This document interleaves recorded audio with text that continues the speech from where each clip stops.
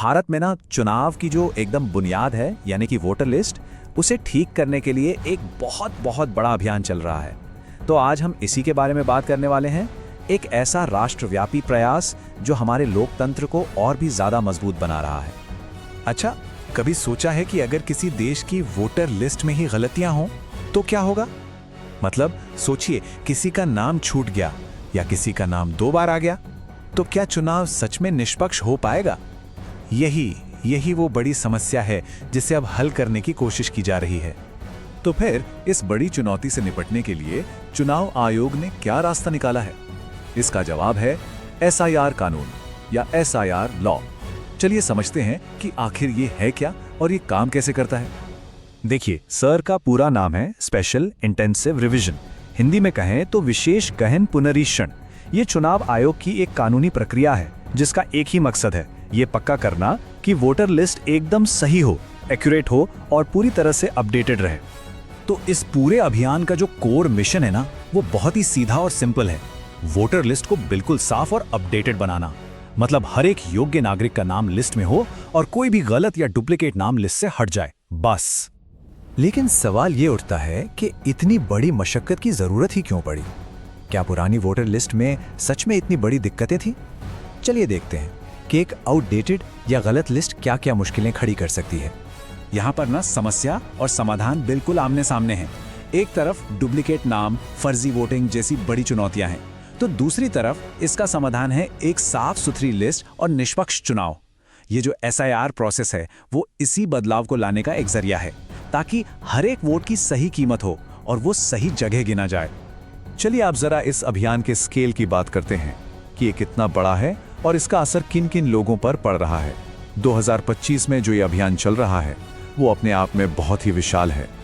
2025 का जो दूसरा चरण है उसमें ये अभियान देश के 12 राज्यों और केंद्र शासित प्रदेशों में फैला हुआ है। इसमें उत्तर प्रदेश, पश्चिम बंगाल, मध्य प्रदेश जैसे बड़े राज्य तो हैं ही, साथ में गोवा, केरल और छत्तीसगढ़ जैसे राज्य भी हैं। और हाँ, अंडमान निकोबार जैसे केंद्र शासित प्रदेश भी इसमें शामिल हैं। और जरा इस फेज में शामिल वोटर्स की संख्या पर गौर कीजिए, लगभग 51 करोड़। ये नंबर छोटा मोटा नहीं है। ये संख्या ही बताती है कि भारत में लोकतंत्र का स्केल कितना बड़ा है, दुनिया के सबसे बड़े अभ्यासों में से एक। तो इसका सीधा असर पड़ किस पर रहा है? सबसे पहले तो उन नए वोटर्स पर जो 1 जनवरी 2026 तक 18 साल के हो जाएंगे। फिर उन मौजूदा वोटर्स पर जिन्हें अपने नाम या पते में कोई बदलाव करवाना है। और हाँ, जाहिर है वोटर्स के परिवारों पर और इस पूरे काम में जुटे चुनाव अधिकारियों पर भी इसका सीधा असर पड़ता है। अच्छा, तो ये पूरी प्रक्रिया काम कैसे करती है? मतलब घर घर जाकर जानकारी लेने से लेकर फाइनल लिस्ट बनने तक क्या क्या होता है? आइए इस प्रोसेस को थोड़ा करीब से समझते हैं। देखिए, इस प्रक्रिया के 4 मेन स्टेप्स हैं। सबसे पहले बूथ लेवल ऑफिसर, जिन्हें BLO भी कहते हैं, वो घर घर जाके वोटर्स की जानकारी को वेरीफाई करते हैं। फिर हर घर को एक फॉर्म दिया जाता है जिसे भरना जरूरी होता है। इसके बाद लोगों को दावे और आपत्तियां दर्ज करने के लिए कुछ वक्त मिलता है, ताकि अगर किसी का नाम छूट गया है तो वो जुड़वा सकें। और आखिर में इन सारे सुधारों के बाद फाइनल वोटर लिस्ट पब्लिश की जाती है।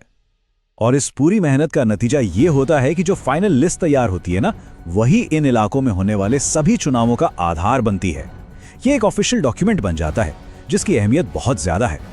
इस पूरी कवायद का जो सार है वो चुनाव आयोग के इस एक वाक्य में छिपा है कि ये कानून लोकतंत्र को मजबूत, पारदर्शी और निष्पक्ष बनाता है। बस यही एक लाइन इस पूरे अभियान के महत्व को समझा देती है।